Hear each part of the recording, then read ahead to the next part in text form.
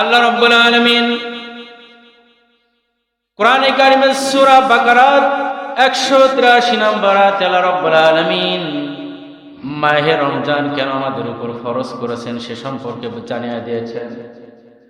আল্লাহ রাব্বুল আলামিন বলেছেন, ইয়া আইয়ুহাল্লাযীনা আমানু কুতিবা আলাইকুমুস সিয়াম কামা কুতিবা আলাল্লাযীনা মিন ক্বাবলিকুম লাআল্লাকুম তাত্তাকুন। আল্লাহ রাব্বুল আলামিন বলেন, হে বিশ্বাসীগণ, তোমরা যারা ঈমান এনেছো আমার উপরে কুতিবা তোমাদের উপর লিখে দেওয়া হলো, কুতিবা আলাইকুমুস সিয়াম তোমাদের জন্য মাহে রমজানের সিয়াম রাখা তোমাদের জন্য বাধ্যতামূলক করে দেওয়া হলো। কামা কুতিবা আলাল্লাযীনা মিন ক্বাবলিকুম শুধুমাত্র তোমাদের জন্য আমি রোজারে এই মাহে রমজানের রোজা ফরজ করি নাই।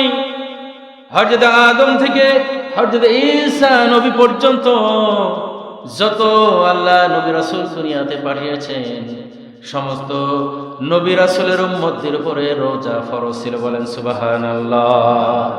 হে বিশ্বাসীগণ, তোমাদেরকে রোজা ফরজ করে দেওয়া হলো।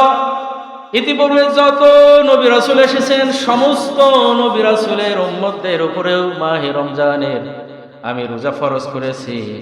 মিন ক্বাবলিকুম লাআল্লাকুম তাত্তাকুন, এই উদ্দেশ্য করে আমি মাহে রমজানের সিয়াম তোমাদেরকে ফরজ করেছি, একটা উদ্দেশ্য করে, লাআল্লাকুম তাত্তাকুন, তোমরা যাতে আল্লাহ ওয়ালা হতে পারো। বলেন সুবহানাল্লাহ।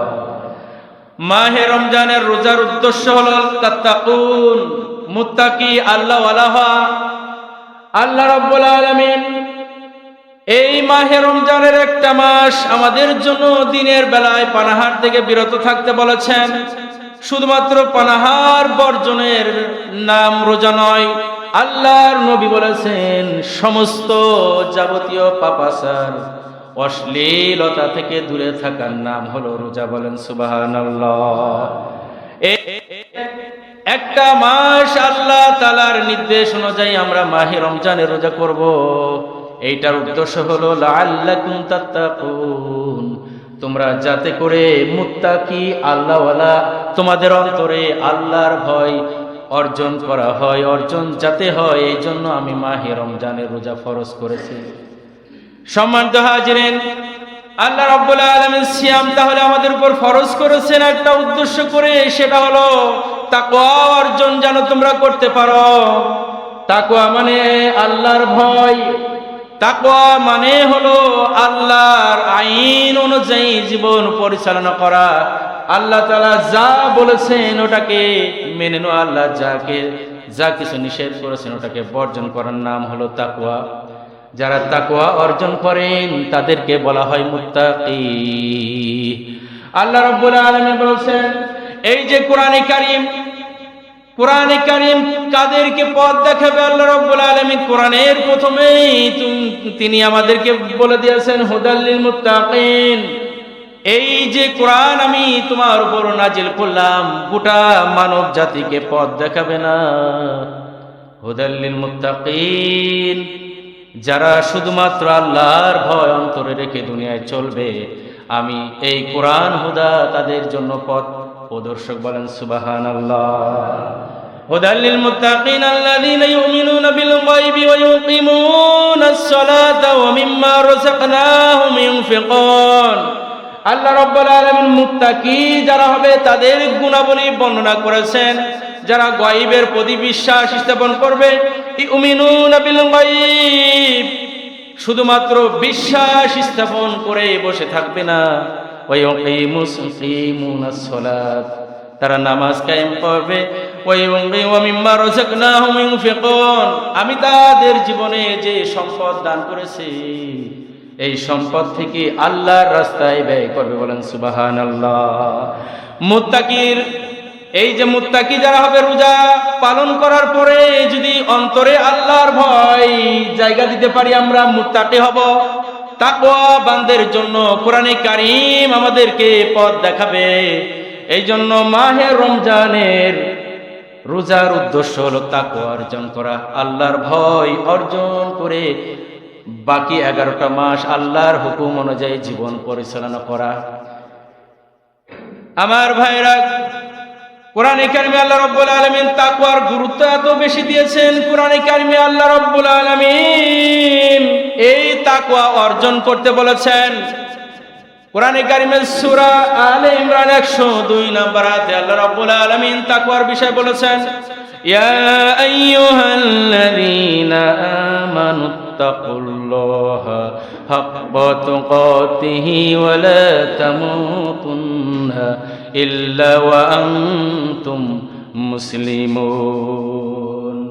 আল্লাহ রাব্বুল আলামিন বলেছেন, হে বিশ্বাসীগণ, তোমরা আমাকে যথাযথভাবে ভয় করো এবং তোমরা ওয়ালা তামুতুন্না, খবরদার তোমরা মারা যাবে না, মৃত্যুবরণ করবে না, ওয়া আনতুম মুসলিমুন, মুসলমান না হওয়া পর্যন্ত তোমরা মারা যাবে না।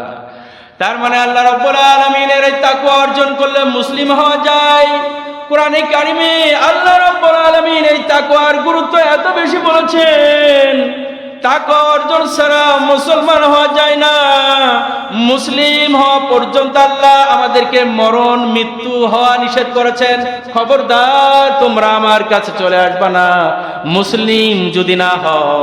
আল্লাহর ভয় অর্জন করে মুসলমান হতে হয়।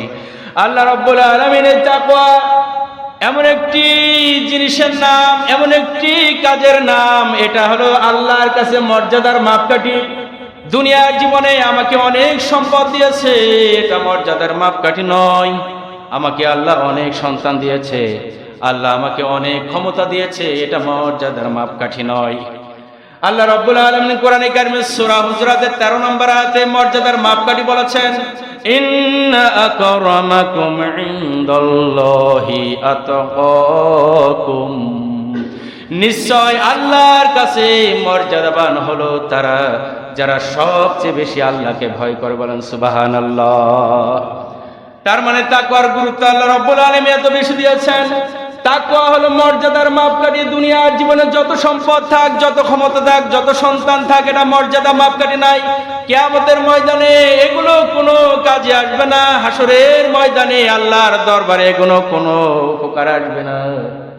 আল্লাহ তাআলা কোরআনে কারিমে সূরা শুরার 89 এবং 90 নম্বর আয়াতে বলেছেন, ইয়াউমা লা ইয়ানফাউ মালুন ওয়ালা বানুন ইল্লা মান আতাল্লাহা বিকলবিন সালিম।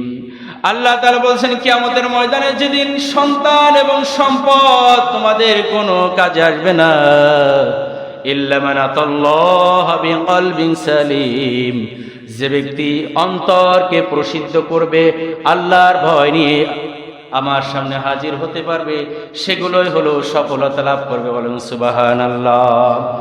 তাকওয়া এমন একটি জিনিস, তাকওয়া ইবাদত কবুলের পূর্ব শর্ত। আপনার আমার ভিতরে ইবাদত কবুল হতেই পারে না। কোন ইবাদত যদি আল্লাহর দরবারে কবুল হতে চান, তাহলে অবশ্যই তাকওয়া অর্জন করা লাগবে। অন্তরের ভয়, আল্লাহর ভয় যদি না থাকে, ইবাদত কবুল হবে না। আল্লাহ তাআলা সূরা হজের 37 নম্বর আয়াতে বলেছেন, লা ইয়ানালাল্লাহু লুহুমুহা ওয়ালা দিমাউহা ওয়ালাকিন ইয়ানালুহুত তাকওয়া মিনকুম। আল্লাহ রাব্বুল আলামিন বলেন, তোমাদের কুরবানির কোন গোশত, চামড়া, রক্ত এগুলো আমার দরবারে পৌঁছায় না। তোমাদের অন্তরের আল্লাহর ভয়টুকু আমি আল্লাহর কাছে পৌঁছায় থাকে। বলেন সুবহানাল্লাহ।